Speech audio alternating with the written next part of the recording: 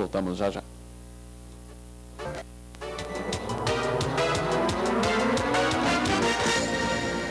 Estamos de volta com a mesa de debates pela TVE Juiz de Fora. Vamos entrevistar agora o vereador Flávio Schecker, que está no 5º mandato e faz um balanço do ano de 2011 na edição de hoje.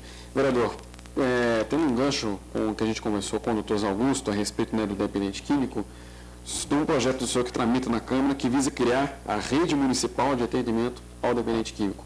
Como que essa rede funcionaria?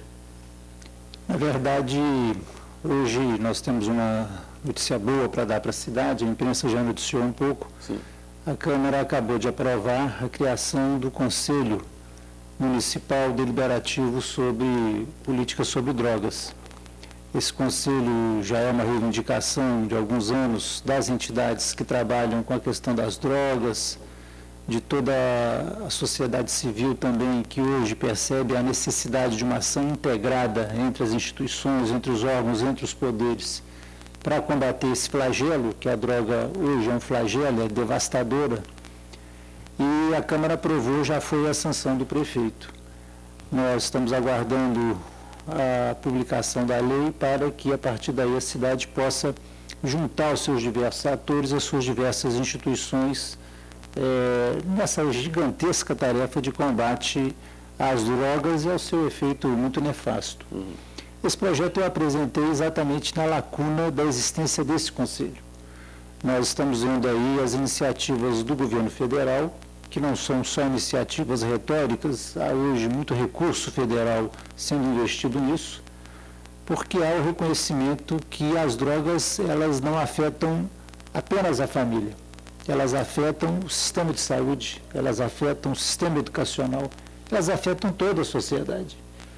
E o governo federal fez a criação do Conselho Federal e os municípios estão sendo estimulados a criarem os seus conselhos no âmbito dos municípios para poder, inclusive, se habilitar a captar esses recursos federais. Então, nós fizemos esse projeto, esperamos a tramitação na Câmara, a sua aprovação, para que ele possa, então, ser utilizado no âmbito do próprio Conselho, como um elemento a mais de discussão nas ações que o Conselho, a partir da sua existência, vai fomentar. Vereador, eu conheço um projeto Juiz de Fora que é muito importante no combate às drogas e que trata o dependente químico, que é o SEMAT, que é um órgão ligado à Igreja Metodista. Inclusive, este ano a gente conseguiu, através do Manhã da Globo, encaminhar várias pessoas para o SEMAT. E a gente sabe que, ao longo da história, tivemos muitas epidemias, né? E hoje a epidemia é a droga. Mães me ligam ali na Globo, chorando, pedindo internamento para os filhos. Existe uma possibilidade do poder público hoje, aqui em Juiz de Fora, se reunir com o SEMAT e tentar ajudar com verbas para que eles possam ampliar aquele trabalho? Porque hoje a capacidade está já limitada. Eu peço, às vezes, uma internação lá de um jovem, de um chefe de família, já não existe mais vaga. Está todo mundo internado lá. Existe essa possibilidade? Sim, Léo. Eu, inclusive, tenho dito reiteradas vezes que o poder público ele não dá conta de resolver o problema. Infelizmente, o poder público ele não consegue receber a demanda que a sociedade apresenta para ele. Isso que você fala, essa cena dramática dos pais, das mães, se dirigindo de maneira desesperada mesmo, buscando, pelo amor de Deus, interna meu filho, tira meu filho, não sei mais o que eu faço. E o poder público, infelizmente, ele se divide entre tratar isso como um caso de polícia, equivocadamente, ou entre tratá-lo como um caso que passa ao largo do sistema de saúde. Ou seja, nós não estamos aparelhados, infelizmente, o poder público não está aparelhado para atender essa demanda. Daí, inclusive, a importância de criação do Conselho para que ele possa propor políticas públicas em relação a isso. Então, eu insisto muito para que o poder público se abra às parcerias, aos convênios, com entidades não governamentais que fazem um trabalho sério na área de acolhimento ao dependente químico. Porque é preciso enfatizar isso também, eu tenho mexido com isso já há alguns anos, criei na Câmara a Comissão de Direitos Humanos e Cidadania, tenha presidido desde então, uma das demandas grandes que a gente tem é exatamente disso. Porque no desespero as pessoas procuram uma instituição, procuram outra. Bom, não tem mais quem procurar. Quem sabe uma comissão de direitos humanos pode dar conta do meu problema. Então, de tanto mexer empiricamente com isso, você começa a perceber que há também muito preconceito em relação a essa figura do drogado. O próprio termo é muito pesado. O que é o drogado? O drogado é um doente. A dependência química é um doente. Estou na presença aqui do especialista na questão, que sabe disso melhor do que eu. E ele tem que ser visto como um doente, ele tem que ser tratado. Mas o nosso sistema de saúde, que já não trata um braço fraturado, como é que ele vai tratar um problema de dependência química? Então é preciso distinguir muito bem. A gente sabe que há entidades sérias, você citou uma que faz um trabalho muito sério, há entidades ligadas a outras religiões que também desenvolvem trabalho nessa linha e que, sendo sérias, tendo um trabalho reconhecido, devem merecer a atenção do poder público, devem merecer o repasse de recursos, porque, volto a insistir, a porta de entrada que o poder público tem para esses problemas, infelizmente, é muito reduzida e não dá conta de atender a demanda. Vereador, o senhor que é muito preocupado com essas questões de droga, né, como tem visto pelos projetos que tem apresentado, como o senhor viu a recente decisão do Supremo Tribunal Federal de liberar as campanhas pela descriminalização da droga? Será uma apologia ao crime ou seria uma medida somente democrática? É uma questão muito polêmica, né? Nós estamos vendo aí hoje pessoas que já advogam mesmo essa distinção entre a droga leve e a droga pesada, e algumas dizem, mas a maconha, por exemplo, não tem um efeito tão nocivo, né? Eu tenho um ponto de vista um pouco firmado nisso, eu digo um pouco a partir da experiência que tenho tido, como disse aqui, nesses anos na Comissão de Direitos Humanos e Cidadania. Me parece que a dependência química ela é meio maléfica nesse sentido, né? Há um jovem que pode fazer uso de maconha e passar por aquilo e acabou, aquilo não representa mais nada na vida dele. Mas, infelizmente, é aquele que a maconha vai pôr a mão e, a partir daí, aquilo é uma porta de entrada para que ele entre em drogas mais pesadas e a sua vida se aniquile. Então, eu sou muito cauteloso com qualquer campanha em relação... Apologia nunca. Acho que não se deve fazer apologia de droga nenhuma, sequer do álcool. Tanto as drogas lícitas quanto as ilícitas, nunca apologia, né? Acho que a melhor viagem, né, é aquela viagem que é propiciada pela leitura, né? Quem dera que essa utopia ou essa vontade que eu expresso aqui de que a leitura fosse a grande viagem dos jovens pudesse substituir a compulsão por qualquer droga. Mas, infelizmente, não funciona assim. Então, acho que devemos ter muita cautela, doutor Renato, em qualquer tipo de campanha que vise, por exemplo, a propagandear a liberação dessa ou daquela droga. Acho, sim, que a legislação brasileira precisa distinguir o usuário do traficante de maneira prática, né? Infelizmente, há ainda muito equívoco nisso, há ainda muita gente sendo penalizada de modo equivocado, muito jovem sendo crucificado, a meu juízo, de maneira equivocada, exatamente porque a legislação, agora sim, começa a fazer essa distinção de maneira mais prática, né? E a reconhecer aquele jovem não como um infrator, um contraventor, um bandido, mas, na grande maioria das vezes, de fato, um dependente químico. Vereador, eu quero dizer para o senhor aqui que eu sou um apaixonado pela sétima arte, pelo cinema, e aos 6 anos eu entrei pela primeira vez no Cine Excelsior. De lá para cá foi uma paixão grande pelo cinema. Aquela sala, para mim, é uma das mais bonitas que eu já frequentei. E eu sei que o senhor está numa luta, né, para que o Excelsior não seja destruído como vem sendo destruído. E eu vou pedir ao senhor, vamos salvar o Excelsior. Eu sei que o senhor tem essa capacidade, essa força. Precisamos desse cinema. Obrigado, mas aí, como diria o personagem do desenho animado, ao contrário, eu não tenho a força nessa questão, né? Eu sou mais um a lutar hoje pela permanência daquele espaço como um espaço de cultura, por acreditar que isso é importante para a cidade.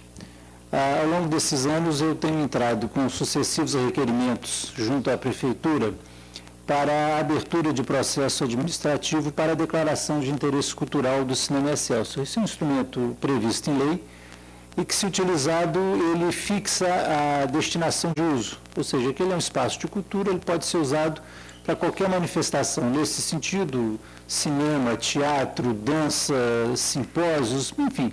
Mas não pode, por exemplo, ser transformado em algo alheio a isso, né? Um comércio qualquer, uma coisa assim. E ao longo desses anos, o Excelsior tem sido protegido com essas iniciativas nossas de propor a declaração de interesse cultural, às vezes de tombamento, é uma estratégia para que o imóvel vá sendo protegido. Houve, infelizmente, a recusa por parte do órgão oficial da Prefeitura, o CONPAC, um Conselho Municipal, em função da minha última tentativa de declará-lo como de interesse cultural, e o imóvel, então, ficou desprotegido, o que permitiu com que ele fosse, então, objeto de uma ação. Primeiro as cadeiras foram retiradas e agora parece que está havendo, de fato, a demolição do seu interior. Quando as cadeiras foram retiradas, isso, de alguma maneira, provocou a sociedade. Os cidadãos se sentiram um pouco tocados no seu senso íntimo. Mas vão acabar com o Excelsior, vão transformar aquilo no estacionamento, parece que vai virar um estacionamento. E foi impressionante, sobretudo nas redes sociais, a internet hoje nos permite essa interação com centenas, milhares de pessoas. Foi impressionante verificar como o Excelsior é hoje. Aquele cinema foi o depositário, assim, das emoções da nossa população. Cada uma das pessoas, eu até disse que isso daria um belíssimo livro, cada uma das pessoas relatando, eu vi tal filme assim, eu comecei o meu namoro, a sessão que eu fui aconteceu. É uma coisa maravilhosa você perceber isso. Ou seja, o espaço, ainda que não tivesse nenhuma justificativa material, que do ponto de vista arquitetônico não se justificasse o seu tombamento ou qualquer proteção, ele hoje é um bem imaterial e a própria lei hoje já dispõe sobre isso, sobre a preservação desses bens imateriais, pelo que ele representa para a identificação de cada um dos nossos cidadãos, né? São pequenas coisas como essas que fazem o cotidiano de uma cidade melhor, que fazem com que a população tenha mais raízes, né? Nós não vivamos, infelizmente, nessa época tão fragmentada, tão atomizada, em que parece que só o presente existe, né? O passado, o que é o passado? O passado é uma abstração. As cadeiras foram embora. As cadeiras foram embora, infelizmente. Mas há um movimento amplo pela destinação daquele espaço ainda a uma finalidade cultural. Hoje se busca sensibilizar diversos setores da sociedade, inclusive o próprio empresariado, e é bonito ver como a sociedade se inteirou dessa reivindicação, né? Nós torcemos para que dê certo. Ok, vamos então para o nosso último intervalo aqui da mesa de debates. Nós voltamos já já.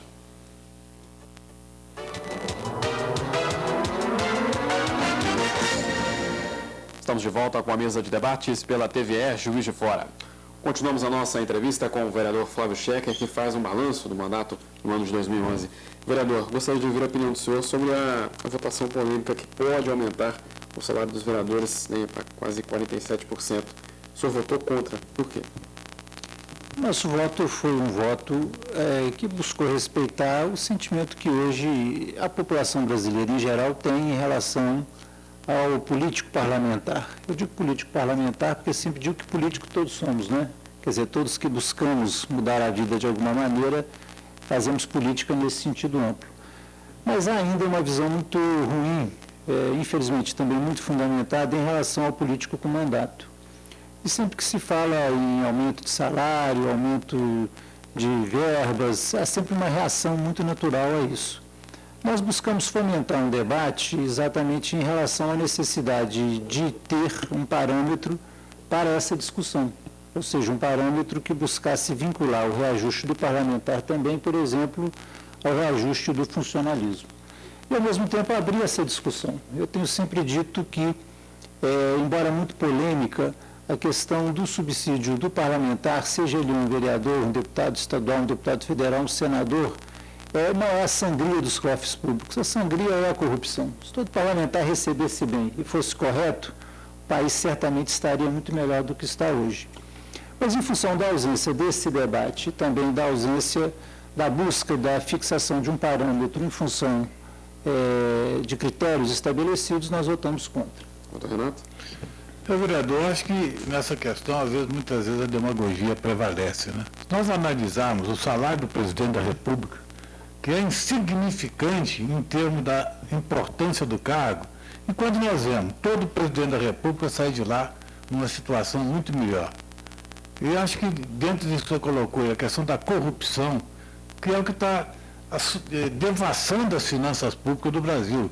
Porque não é possível nós termos aqui um imposto tão alto em cima das mercadorias, né? Uma moeda hoje valorizada, e o poder público nos seus orçamentos não tem um tostão para investir, ou quando investe, investe muito mal. Eu não acho que deveria essas coisas ser debatidas com mais clareza, mostrar para a população que o político tem que ser bem remunerado para ele poder ser cobrado? Com certeza. Eu imagino que essa discussão ela já avançou na sociedade brasileira. É preciso fazer esse parêntese. Eu me lembro quando entrei na Câmara, a legislação era inclusive muito omissa, muito ambígua em relação à fixação da remuneração dos parlamentares. Houve um avanço, já houve uma fixação de alguns critérios, né? Aquele efeito cascata, né? Hoje ele está normatizado, quer dizer, o deputado federal recebe X, o estadual até 75%, o vereador até 75%. O gasto com as câmaras também hoje é fixado, elas não podem ultrapassar determinado percentual da receita do município, 4%, 5%. Mas ainda assim é preciso avançar mais. E eu imagino que o caminho para essa discussão seja esse que o senhor aponta mesmo. Quer dizer, discutir abertamente com a população qual é a necessidade do trabalho parlamentar. Por que ele deve ou não deve ser remunerado? Porque às vezes alguns advogam, o trabalho parlamentar tem que ser gratuito, né? E a gente sabe que se for gratuito, vários de nós não poderemos exercê-lo. Eu digo por mim, eu tenho uma vida hoje dedicada a Juiz de Fora através dos mandatos que exerço. O povo dessa cidade tem sido generoso, tem me reconduzido. Eu estou no meu 5º mandato, sou hoje o decano da Câmara. Felizmente, sem nenhuma pecha sobre a minha atuação, sempre fazendo campanhas muito claras, muito objetivas, sem nunca ter comprado um voto. Mas abri mão da minha carreira, da minha vida acadêmica. Eu sou um professor de literatura, amo o que faço, adoro a literatura, adoro os livros, sou entusiasta disso, procuro trazer isso para a minha atividade parlamentar, mas o povo fez uma opção de vida para mim. Nesses 20 anos de dedicação ao povo da cidade, à Câmara de Vereadores, né, eu fiz com prazer, continuo fazendo, mas certamente abri mão de muita coisa. E imagino que essa discussão tenha que ser reproduzida num plano maior. O senhor espera fazer ano que vem, só ver como candidato ano que vem? Devo sair, essa é uma decisão que pertence sempre ao partido, mas estamos hoje investidos firmemente na candidatura possível e muito provável da ex-reitora Margarida Salomão para prefeita de Juiz de Fora, e ela certamente vai precisar de uma Câmara de Vereadores forte, de uma bancada bem representativa, e eu devo colocar meu nome a serviço do partido nessa direção também. Ok, temos que encerrar então o nosso programa. Agradecemos as participações do vereador Flávio Schecker, do psicólogo Dr. José Augusto Mendonça, dos nossos debatedores Léo de Oliveira e Dr. Renato Garcia. Também agradecemos a sua companhia. Lembrando que na próxima semana e na primeira semana de janeiro nós vamos exibir reprises aqui na mesa de debates. A você que nos acompanhou por todo esse ano de 2011, desejo aqui para você um Feliz Natal e um 2012 repleto de realizações. Até o ano que vem.